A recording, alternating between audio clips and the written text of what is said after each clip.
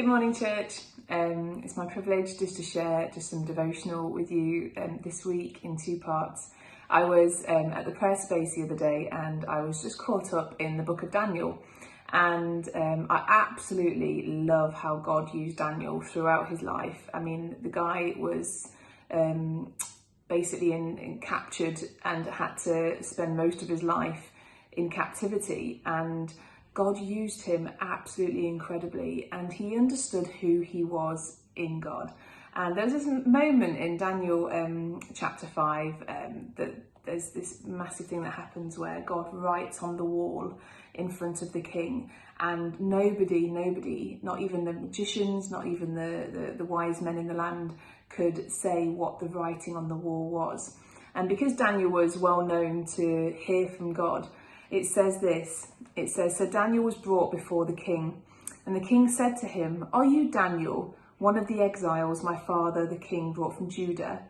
I have heard that the spirit of the gods is in you, and that you have insight, intelligence, and outstanding wisdom. The wise men and enchanters were brought before me to read this writing and tell me what it means, but they could not explain it. Now I have heard that you are able to give interpretations and to solve difficult problems. If you read this writing and tell me what it means, you will be clothed in purple and have a gold chain placed around your neck, and you will be made the third highest ruler in the kingdom.' Then Daniel answered the king, 'You may keep your gifts for yourself and give your rewards to someone else. Nevertheless, I will read the writing for the king, and I will tell him what it means.'"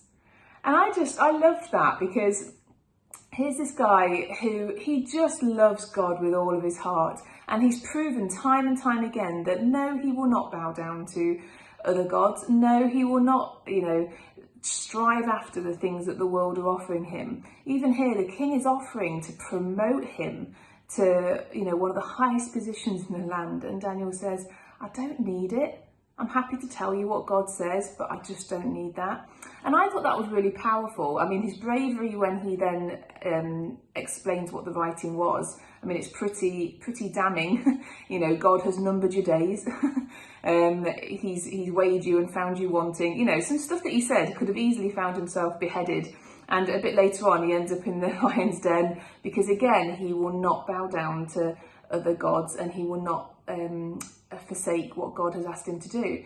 But what I just really gained from this was, I was thinking, so often we strive for earthly admiration. We strive for that promotion. We strive for our boss to say, "Well done, I'm really proud of you." We strive for people to see what it is that we've achieved.